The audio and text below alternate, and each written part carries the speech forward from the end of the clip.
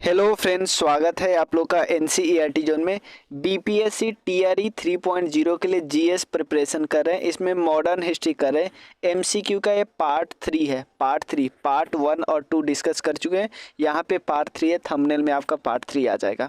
ठीक है, तो पार्ट 3 है। इसमें क्या डिस्कस करने वाले हैं, इसमें देखो बंगाल जो विभाजन हुआ था उसके बाद के जो टॉपिक है, या बंगाल विभाजन या उसके बाद के जो टॉपिक है उन पे क्वेश्चन बने हुए सारे क्वेश्चन हम डिस्कस करेंगे। ऑलमोस्ट 20 क्वेश्चन इसमें रिवाइज करेंगे। टॉपिक आपका रिवाइज होना है, मेनली टॉपिक आपको रिवाइज होगा। एक्स्ट्रा फैक्ट आपको पता चल गया। इसको आप बस 20 क्वेश्चन मत मानिए, इसको 80 फैक्ट मानिए, और आपके एग्जाम में 40 ही फैक्ट तो आने हैं। ठीक है, तो चलिए शुरू करते हैं हम लोग। चैनल को सब्सक्राइब करना, शेयर ज़रूर करना प्लीज़, और जितना ज़्यादा से ज़्यादा लोगों को आप कर सकते हो जिनको ज़रूरत है। ये नॉर्मल हर एग्ज़ाम के जीएस में काम आएगा, और जितना करोगे जितना ज़्यादा व्यूज जाएगा हमारा मोटिवेशन बढ़ेगा कि यार अगला वीडियो बनाना है, अगला वीडियो बनाना है। ये अंदर से आएगा ना कि यार लोग देख रहे हैं, लोग डिमांड कर रहे हैं। कमेंट जरूर करना, कमेंट से इंगेजमेंट बढ़ता है, इंगेजमेंट से ज़्यादा लोग तक पहुँचेगा। ये तो आप लोग को पता ही है, तो वो करना ही है। जिनको ज़रूरत है वो तो करें, करना ही है उनको। पहला क्वेश्चन है, फर्स्ट क्वेश्चन। ये अगर आप देखना चाहते हो ना, आपके टॉपिक में घटना चक्र की किताब में देखना चाहते हो, तो जो पार्टीशन ऑफ बंगाल एंड स्वदेशी मूवमेंट है ना, उसी वाले चैप्टर में देखना। पहला क्वेश्चन है, which of the following occurs last. इनमें सबसे लास्ट में कौन हुआ। मैं चारों ऑप्शन बताता हूँ। सबसे पहले एनेक्सेशन पॉलिसी की बात करते हैं। एनेक्सेशन पॉलिसी किसको कहते हैं? एनेक्सेशन पॉलिसी कहते हैं डॉक्ट्रिन ऑफ लैप्स को। ठीक है ना।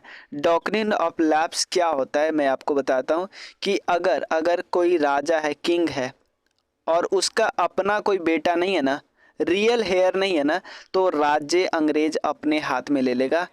क्लियर। वो राज्य जैसे झांसी की रानी लक्ष्मीबाई के लिए, झांसी के लिए अंग्रेजों ने किया था। उसका झांसी की रानी लक्ष्मीबाई लड़ाई करने के लिए उतर गई थी। उन्होंने बोला था ना मैं अपनी झांसी नहीं दूंगी, क्योंकि वो एनेक्सेशन पॉलिसी के तहत, अंग्रेज का पॉलिसी उसके तहत, तो झांसी को अपने अंदर कब्जा करने वाले थे। इस समय ये किसने लाया था, किसके समय में आया था? लॉर्ड डलहौजी के समय आया था। किसके समय? लॉर्ड डलहौजी के समय में, 1848 के आसपास। उसके बाद पार्टीशन ऑफ बंगाल, ये तो 1905 में हुआ। फाइनल तो हुआ ना 16 अक्टूबर 1905 को। परमानेंट सेटलमेंट ये 1793 में आया। कब आया? 1793 में आया परमानेंट सेटलमेंट। ये भी क्वेश्चन पूछा जा सकता है कॉर्नवालिस के समय। किसके समय में? कॉर्नवालिस के समय। उसके बाद सब्सिडरी अलायंस, ये वेलेस्ली के समय में। वेलेस्ली के समय में सब्सिडरी अलायंस वो था वेलेस्ली, ये 1798 के आसपास आया था। तो सबसे बाद में तो पार्टीशन ऑफ बंगाल ही हुआ। तो सब्सिडरी अलायंस के अंदर क्या था मैं आपको बताता हूँ। सब्सिडरी अलायंस के अंदर था कि अगर कोई किंग अपना सेना नहीं रखेगा, वो अंग्रेज के प्रोटेक्शन के अंदर रहेगा, अंग्रेज को बस वो पैसा देगा। ठीक है, पहला क्वेश्चन में कोई दिक्कत नहीं है, बहुत सारे फैक्ट हमने किया। पार्टीशन ऑफ बंगाल किसके समय में हुआ था? लॉर्ड कर्जन के समय में। ये कॉर्नवालिस के समय में, ये एनेक्सेशन पॉलिसी डलहौजी के समय में, ये वेलेस्ली के समय में। चारों गवर्नर जनरल याद रखना। अगला क्वेश्चन है, ये वाला क्वेश्चन ना उसमें हिंदी में नहीं दिया हुआ है। With reference to the civil administration in 1905 which statement is correct. देखो बंगाल में जो मूवमेंट चल रहा था, बंगाल का पार्टीशन पहले किया गया ना, पार्टीशन कब किया गया उस पर क्वेश्चन नहीं है, उस पर क्वेश्चन आपको आगे आएगा। बट यहाँ समझिए, ये यूपीपीसीएस का क्वेश्चन है। Lord Curzon decided to rearrange the provisional boundary. क्यों करना चाहता तो वो मैंने आपको पूरा थ्योरी में बता दिया। ए न्यू प्रोविंस, एक नया प्रांत बनाना चाहता था जिसमें ईस्ट बंगाल और आसाम था। तो ये दोनों के दोनों स्टेटमेंट करेक्ट है, तो बोथ आंसर होगा। बट यहाँ पे समझिए मोटिव क्या था उसका। मोटिव था भारत में जहाँ पे मूवमेंट हो रहे हैं, जिस जगह पे मूवमेंट हो रहा है उसको दो पार्ट में तोड़ना। यही है ना, एक पार्ट जो अभी बांग्लादेश आप देख रहे हो वही है। 3 मेन डेट इंपॉर्टेंट है। पहला डेट याद रखिए, एक डेट इंपॉर्टेंट कौन सा है कि ये बंगाल विभाजन का निर्णय लिया गया 20 जुलाई, कहीं कहीं पे 19 जुलाई है, कहीं कहीं पे 20 जुलाई है, कि यार बंगाल का पार्टीशन करना है। और इसके लिए लोगों ने कहाँ पे ऐतिहासिक बैठक की स्वदेशी आंदोलन के लिए। कौन से डेट थे? 7 अगस्त, बहुत इंपॉर्टेंट, 7 अगस्त। और बंगाल विभाजन का फाइनल डेट कौन सा है जिस दिन से बंगाल विभाजन प्रभावित हो गया है? ये 16 अक्टूबर, ये अभी पूछा गया था। तो 3 डेट इंपॉर्टेंट है। 20 जुलाई कि पहली बार वो निर्णय लिया गया कि डिक्लेरेशन किया गया, हाँ करेंगे, लेकिन इस दिन फाइनल था। तो 7 अगस्त को लोगों ने कहाँ पे बैठ के स्वदेशी मूवमेंट शुरू किया? कलकत्ता के टाउन हॉल में, याद रखना, कलकत्ता के टाउन हॉल में। तीनों डेट हमने जान लिया है ना, कौन कौन डेट है? 19 जुलाई, इस दिन 19 जुलाई जिस दिन पहली बार अनाउंस किया गया ब्रिटिशर्स के द्वारा कि बंगाल का पार्टीशन करने। 7 अगस्त 1905 को उसके खिलाफ में एंटी पार्टीशन मूवमेंट चला, और 16 अक्टूबर को क्या हुआ? इफेक्ट में आ गया। अब देखो, ये क्वेश्चन जो आपको पूछा बीपीएससी टीआरई 2.0 में, वो यूपीएससी में 2009 में ही पूछा हुआ था। क्या क्वेश्चन है? In the context of Indian freedom struggle 16 October 1905 is well known for which of the following reason. किस लिए है? पार्टीशन ऑफ बंगाल इफेक्ट में आ गया, बंगाल का विभाजन हुआ। Clear, simple, B correct answer होगा। नेक्स्ट क्वेश्चन है कि name the viceroy of India concern with Bengal partition. और याद रखना, 3-4 आपने कर लिया, 3-4 फैक्ट याद कर लिया कि सबसे पहले 3 डेट याद कर लिया, और उसके बाद जो 7 अगस्त को स्टार्ट हुआ वो स्वदेशी मूवमेंट स्टार्ट हुआ ना। तो ये आपसे पूछा सकते हैं स्वदेशी और वाइकॉट जो मूवमेंट स्टार्ट हुआ किस समय स्टार्ट हुआ? तो एंटी बंगाल पार्टीशन एजिटेशन था। उस समय गवर्नर कौन था इंडिया का? उस समय गवर्नर था लॉर्ड कर्जन, 1905 की बात है। ठीक है, लॉर्ड लिटन तो बाद में था, 1878 के समय था। लॉर्ड मोरले मिंटो तो आपको पता है 1909 के समय था। ठीक है, उसका लॉर्ड हार्डिंगे कब था? ये जब बंगाल का पार्टीशन रिवर्स हुआ ना, उस समय था लॉर्ड हार्डिंगे। तीनों सारा सब के बारे में जान गए। लेफ्टिनेंट गवर्नर यानी उस समय एलटी, बंगाल के एलटी कौन थे जब बंगाल पार्टीशन हुआ? याद रखें, sir Andrew Fraser, sir Andrew Fraser, ये याद रख लें। गवर्नर जनरल तो हम तो जानते ही है, क्योंकि उस समय एक्चुअली जो पोस्ट का नाम था ना वायसराय भी हो गया था, वायसराय, लेकिन गवर्नर जनरल भी बोल देंगे तो कोई दिक्कत नहीं, क्योंकि कई जगह पे आप लिखे थे, लेकिन पोस्ट का नाम वायसराय। लेकिन बंगाल का एलटी कौन था? Sir Andrew Fraser, sir Andrew Fraser. अगला क्वेश्चन है, देखो, बंगाल पार्टीशन के खिलाफ एजिटेशन स्टार्ट हुआ। Lead the agitation against the partition of Bengal. Bengal के पार्टीशन के खिलाफ एजिटेशन जो स्टार्ट हुआ वो किसने किया? सुरेंद्र नाथ बनर्जी। किसने किया? Surendra Nath Banerjee. A option correct है। सी आर दास क्यों इंपॉर्टेंट है? देखो, सी आर दास आपको पता है 1922 में जो गया सेशन हुआ था वहाँ पे प्रेसाइड करे थे, प्रेसिडेंट थे। एक्चुअली उस समय वो जेल में थे। आपको बताना, उस समय जेल में थे तो कार्यकारी प्रेसिडेंट कौन था? बता सकते हो, सर्च करके बता सकते हो। ए से नाम है जिन्होंने, और खान उनके पीछे लगा हुआ है। बताओ तो उनका क्या नाम है जो कार्यकारी प्रेसिडेंट बने थे? और रविन्द्रनाथ टैगोर जी को तो हम जानते ही, इनको गुरुदेव बोलते थे महात्मा गांधी जी। ठीक है, सी आर दास के बारे में देश बंधु इनको बोला जाता है, देश बंधु। ठीक है ना, सी आर दास। कौन खुद, देखो, स्वदेशी मूवमेंट के खिलाफ कौन जा रहे थे? मतलब देखो, सब स्वदेशी मूवमेंट को प्रमोट कर रहे थे, लेकिन कुछ लोग थे स्वदेशी मूवमेंट उनको पसंद नहीं था। बोलते थे कि यार जरूरत है लड़ाई की, नहीं जरूरत है इकट्ठा होने की, वेस्ट और ईस्ट को इकट्ठा है। ये रविन्द्रनाथ टैगोर बोलते थे। कि भाई लड़ाई से कुछ नहीं होगा। ये क्या चाहते थे? ये नहीं चाहते थे कि इतना जो मार काट हो रहा है, मार काट छोड़ो, इतना जो कपड़ा जलाया जा रहा है उससे कोई फायदा नहीं होगा। ठीक है, अगला क्वेश्चन क्या है? Who was first to suggest the boycott of British goods in Bengal. किसने सजेस्ट किया था सबसे पहले कि ब्रिटिश गुड्स का बायकॉट होना चाहिए? ये कृष्ण कुमार मित्र ने, कृष्ण कुमार मित्र, याद रखने, कृष्ण कुमार मित्र। अब उनके बारे में थोड़ा डिस्कस कर लेते हैं। ये इंडियन फ्रीडम फाइटर थे, जर्नलिस्ट थे, ब्राह्मो समाज के लीडर भी थे। ब्राह्मो समाज के फाउंडर कौन है? राजा राम मोहन राय, याद रखना है। ये पार्टीशन के समय एक्टिव लीडर थे। इनका एक बंगाली न्यूज़पेपर आता था जिसका नाम था संजीवनी। क्या नाम था? संजीवनी। फ्रीडम ऑफ प्रेस की बात करते थे। ये बोलते थे सिंपल कि ब्रिटिश गुड्स भारत से ख़त्म होना चाहिए। फॉरेन गुड्स, गवर्नमेंट ऑफिशियल, इन सबको एक खिलाफ थे। ठीक है। उसके अलावा his idea was supported by gathering in Bagerhat, जो खुलना में है, वहाँ पे गैदरिंग हुआ बहुत ज़्यादा इनको सपोर्ट करने के लिए। इनको सपोर्ट के लिए संजीवनी, याद रखने, Krishna Kumar Mitra, Sanjivani. Partition of Bengal done mainly for, Bengal का पार्टीशन का मेन कारण क्या है? To divide the Hindu and Muslim, for administrative convenience, to weaken the growth of nationalism in Bengal, और for the development of Bengal.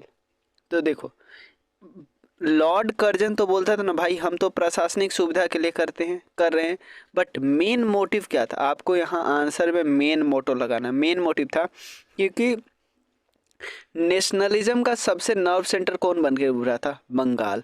और बंगाली नेशनलिज्म को ख़त्म करना, उसके ग्रोथ को कम करना ही मेन उद्देश्य था बंगाल का विभाजन का। सी करेक्ट आंसर हो जाएगा।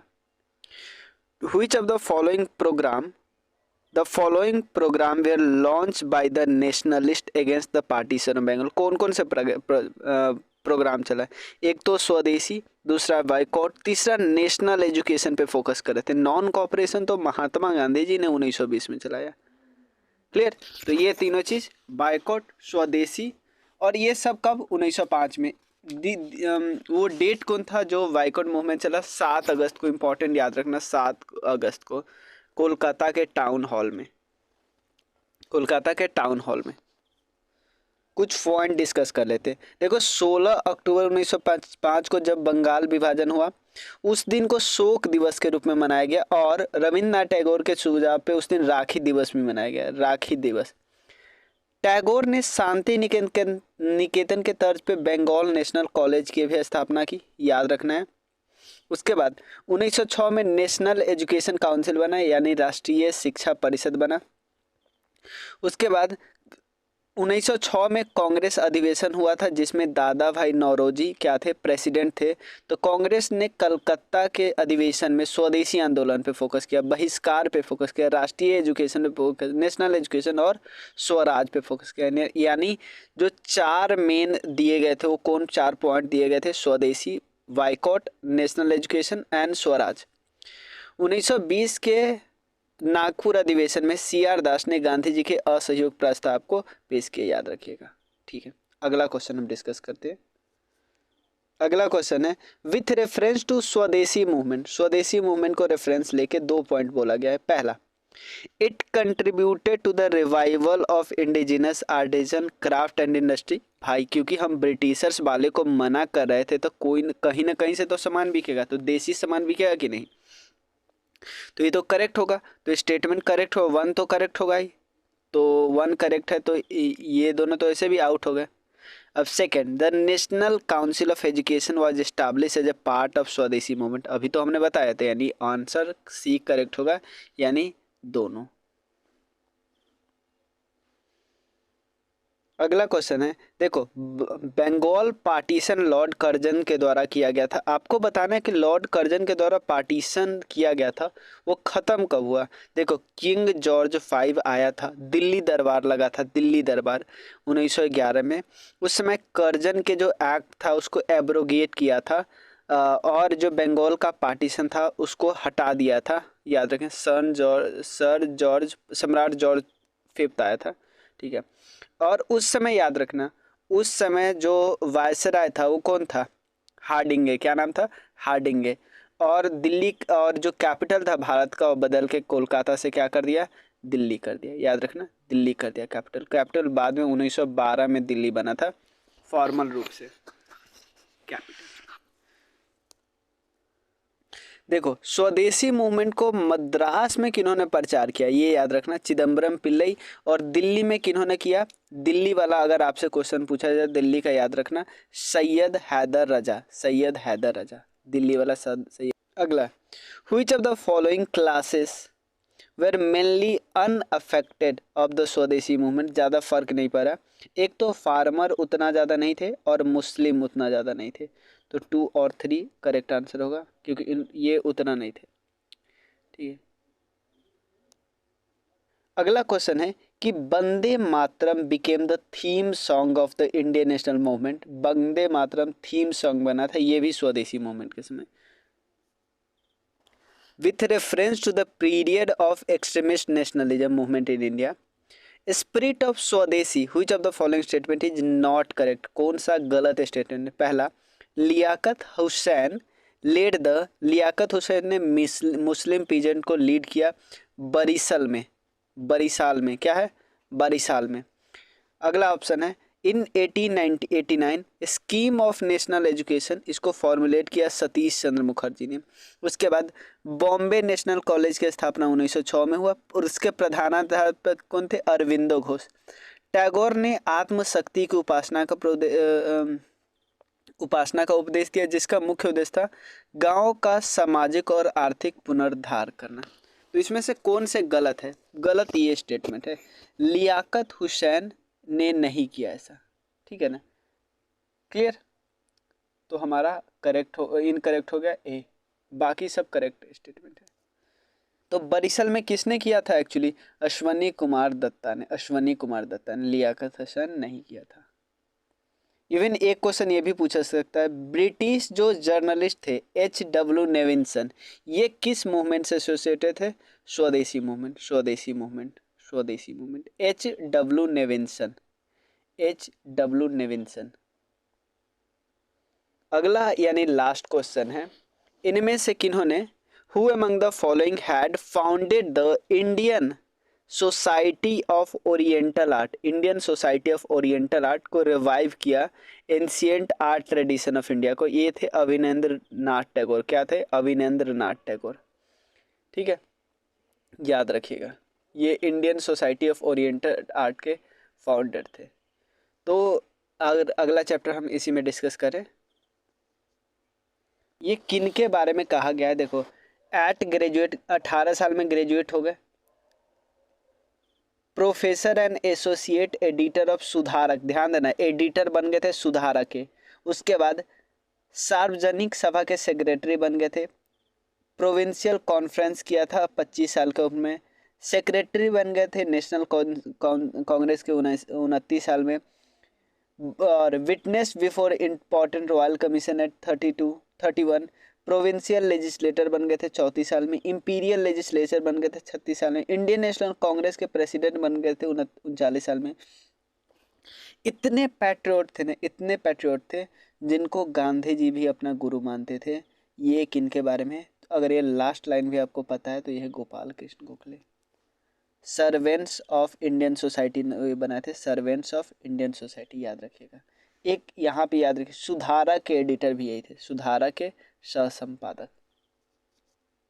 अगला क्वेश्चन है, Gopal Krishna Gokhale presided over the session of Congress in 1905, और जो सर्वेंट्स ऑफ इंडियन सोसाइटी है ना, सर्वेंट्स ऑफ इंडियन सोसाइटी, ये भी 1905 में होना है। और 1905 में जो सेशन कहाँ पे हुआ था? बनारस में हुआ था। सेशन कहाँ पे हुआ था? बनारस में। ये मॉडरेट्स थे। क्या थे? ये मॉडरेट्स थे, याद रखना। इनके बारे में थोड़ा थोड़ा अगर आपको थोड़ा पढ़ना है तो यहाँ पे देख सकते हो।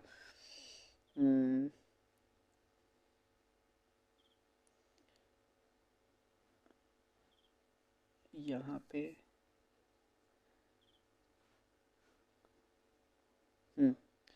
यहाँ पे देखो, गोपाल किस founded the servants of Indian society. Main aim इसका क्या था? मेन एम था सर्विस ऑफ इंडिया।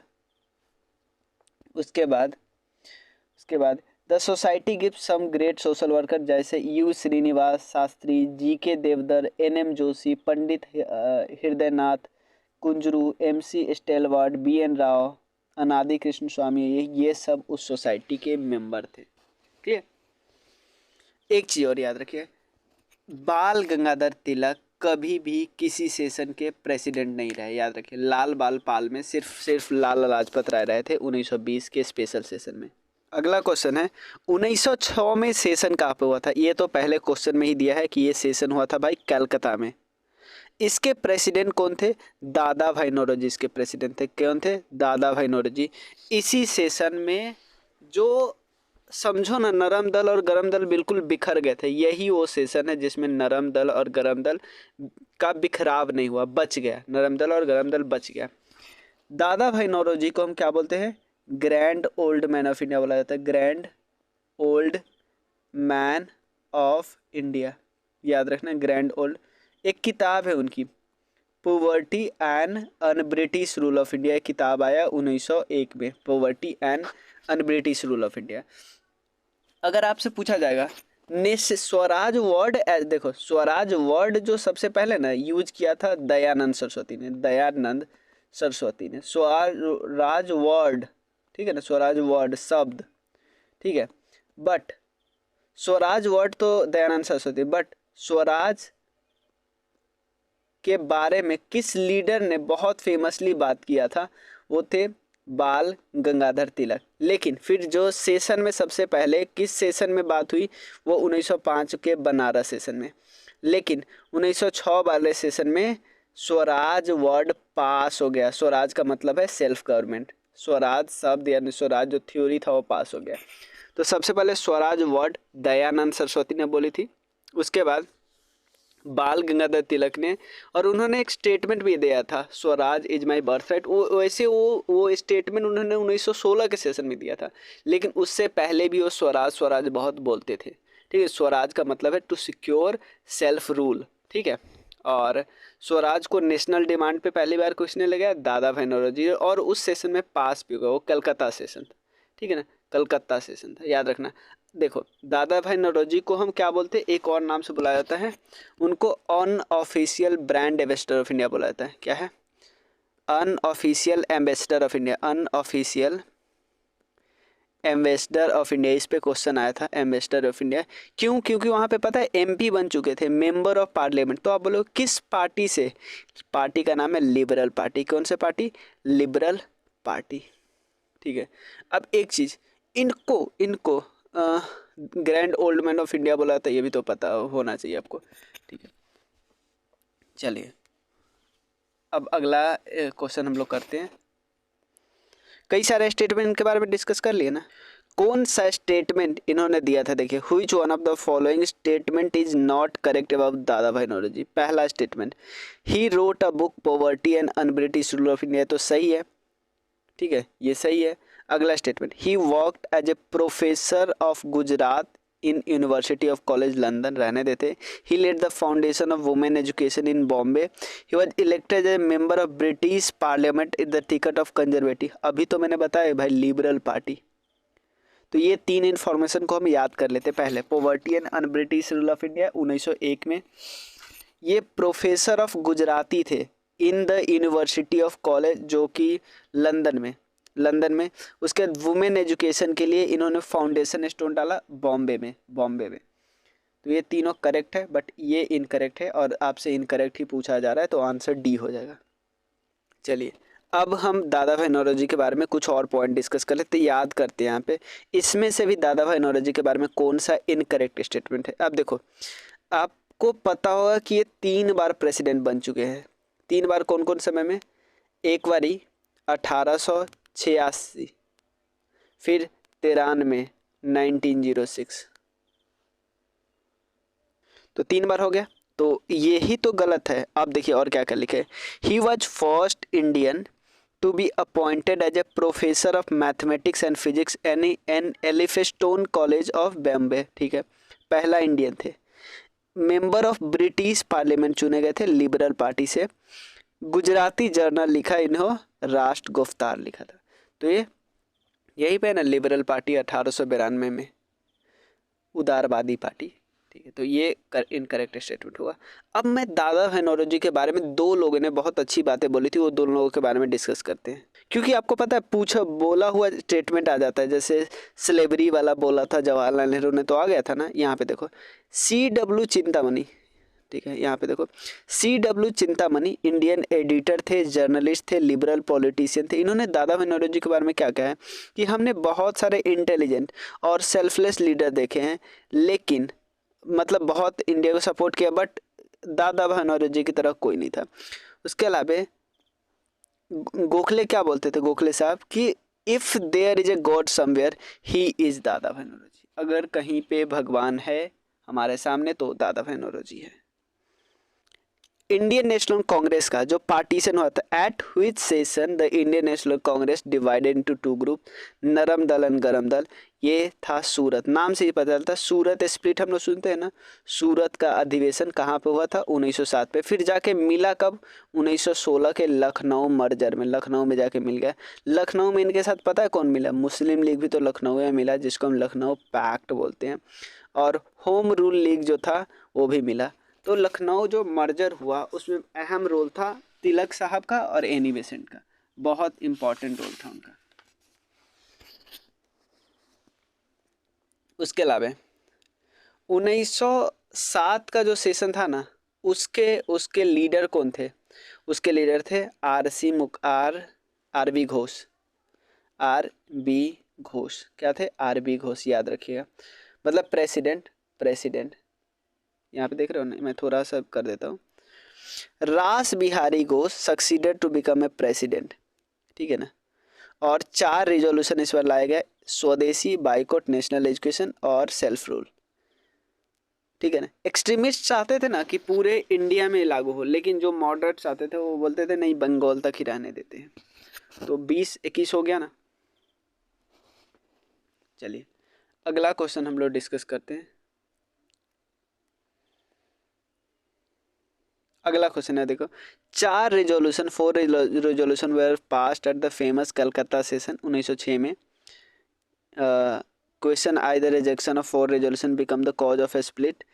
इसमें से कौन थे, देखो बाइकॉट था, नेशनल एजुकेशन था, स्वदेशी था, स्वराज था। बट ये तो 1911 में हुआ, अभी तो हम डिस्कस किया, तो आंसर ए इज करेक्ट। अब the process of split of Congress in the early year of 20th century begins over strategies of Congress movement. देखो मॉडरेट्स का स्ट्रेटजी अलग होता, एक्सट्रीमिस्ट का स्ट्रेटजी अलग था, तो मेन स्ट्रेटजी पे ही तो बात आ जाती। कांग्रेस का objective, participation of the people of Congress movement, ठीक है ना, तो सब के सब करेक्ट है। सूरत स्प्लिट लीड बाई ये तिलक, बाल गंगाधर।